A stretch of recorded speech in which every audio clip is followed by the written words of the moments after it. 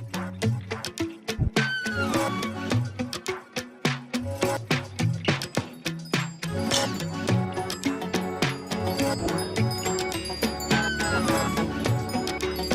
looks so magnificent. Yeah, Right we on are Carlton Hill. Oh my Carlton God. Hill. She can-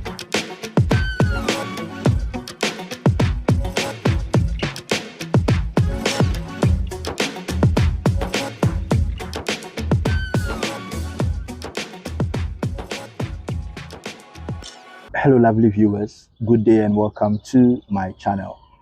My name is Isaac Edupobi, a senior support worker currently living in the UK.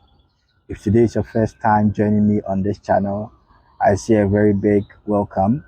If you are a returning subscriber, I also say thank you and I really appreciate your love and your support. If you've not subscribed to this channel, I'd want you to subscribe, like, share, and turn your post notification button on so that YouTube can recommend these videos to you whenever I post new ones. Now let's get into the video. As you can see, it's a lovely weather today in the UK, and I decided to talk about some few things that I believe that as international students or immigrants, you should do when you move or when you arrive to the UK. You all will agree that as an immigrant in a new country or moving from your home country to a different country can be very daunting and tough, especially when you don't know what to do, who to go to, and where to even go to. It can be very frustrating because I have been in that situation before. And I believe that if you follow me through to the end of this video, you are going to learn a lot. I know some of us are planning on coming to the UK either to study in September or to work. And I believe that this video will go a long way in helping you to find your feet and settle in the United Kingdom. Now, the first thing to do when you move into the UK is to get your biometric residence permit, what is popularly called the BRP. So the BRP looks like a debit card. That's how it looks like. It comes in the form of a debit card, and that is your residence permit. I know when you applied for your visa, you gave the home office the address that they should send your permit to. Remember that the vignette in your passport is not your permit. It gives you about 30 days to live in the country. It's more or less an entry clearance, but the BRP is what I would say is your residence permit. And the first thing that you should do is to make sure that when you come to the UK, you go and collect your BRP.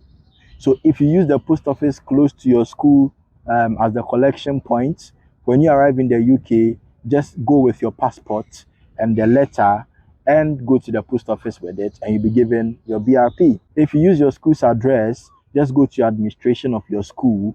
And if you go to the school's administration, they will just go through your documents and then they will give you a BRP.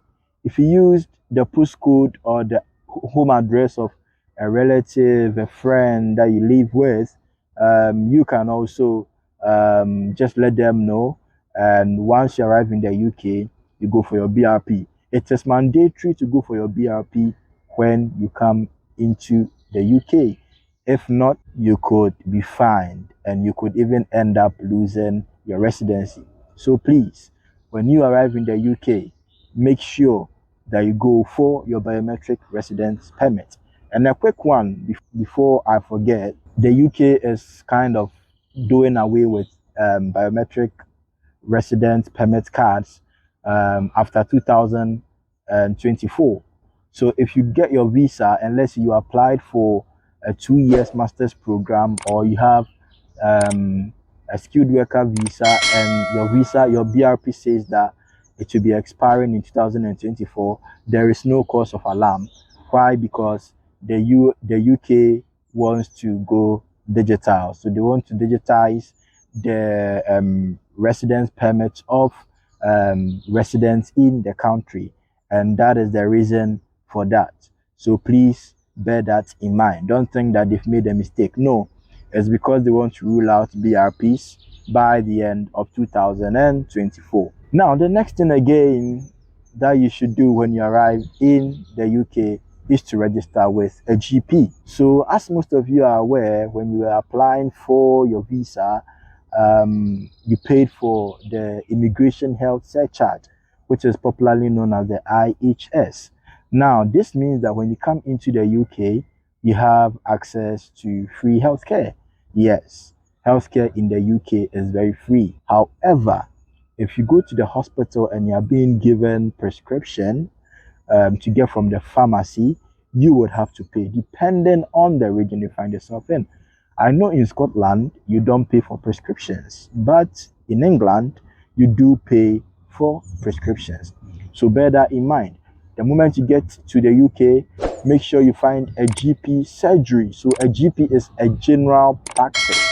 They are more or less like doctors who give medical advice, they can give prescriptions. Yeah, so here that's the generic name that we give to them. They are GPs. So you'd have to look for a general practice or a surgery. And if you find a surgery that's close to you, make sure you take your passport, your BRP, your proof of address, and then you register with the GP. Now, if you register with the GP, you can book appointments. Remember, over here, you don't just walk in for hospital appointment or treatment. It is solely by appointment. It's different from back home, whereby if you are not well, you just walk straight into the hospital and you go and see the doctor if you have your money. But here, it doesn't work that way. You need to have an appointment. Everything works by appointment. So once you have your appointment, then you can see your GP if you have any health issues or health concerns or whatsoever. So please make sure that you register with your GP. Unless it's an emergency, that's when maybe the emergency services like 111 can be called and maybe an ambulance would come through for you. But if not, when you come into the UK, please try and register with a GP. The next thing on the list that you should do is to find an accommodation. Yes, I know finding an accommodation can be very daunting. It takes people a month or two to find a place to lay their head. It's not as though they don't have the money, they've got the funds, but there's a lot of pressure on accommodation. And so the first thing you want to do is to find a place to lay your head. If you already booked an Airbnb for 2 or 3 weeks and you arrive in the UK, make sure that you start searching for accommodation. I'll make a video on how to find or secure yourself an accommodation when you get into the UK. But it is a must. Even if you are staying with a relative, or even if a relative has agreed to give you a place to lay your head, you still need to look for an accommodation, because over here people respect their privacy and their space a lot. So that's something that you should be aware of. There's a lot of cultural differences, so you should be mindful of that. The next thing on the list is to find a job. Yes, I know you are smiling and laughing when I made mention of the job. Yeah, because you'd want an income to pay your bills, your rent. Even if you're on a fully funded scholarship or whatever, you still need a job to pay your bills, for savings. If you want to plan trips, you would need a job to do that. So finding a job is a must and it's a necessity. Whether you are a dependent or you are a student or you are a skilled worker, securing a job is very, very crucial. I always tell people that, in Africa, time is relationship, but in Europe, time is money. So people are working day, night, midnight, afternoon, just to make money. So when you come, you don't want to slack. You need to find a job. And I'll make a video on some hacks in finding a job within the first 2 weeks of arrival, because I know people who have been here about 3 months and they've still not gotten a job. But with some hacks I give them, they were able to secure a job. So I would want you to just watch out for that video on some hacks in securing a job that I'll be doing very soon. The next thing that you should also be doing when you arrive in the UK is to open a bank account. Yes, if you are working, definitely you need to be paid through a bank. I've had experiences, or I know of people who used their relatives or their uncles' account details when their employers asked for the details to be paid into. And in the long run, their uncles and their relatives and their aunties decided not to give them their money. And yes, it's in their account. So, what's the evidence or the proof to show that it is actually your money? I know it can be sometimes tough, but yes, I know of people, a lot of people who had no bank accounts, and as a result of that, they had to use someone else's account to receive their income, and it didn't really go well. So, please, when you come to the UK, make sure that you open a bank account. I know opening a bank account can be a bit frustrating, especially when the bank gives you an appointment and you need an account to receive your income urgently. There are online banks that you can actually look up to in case these working banks or building societies tend to give you an appointment which is far away and you can't just wait.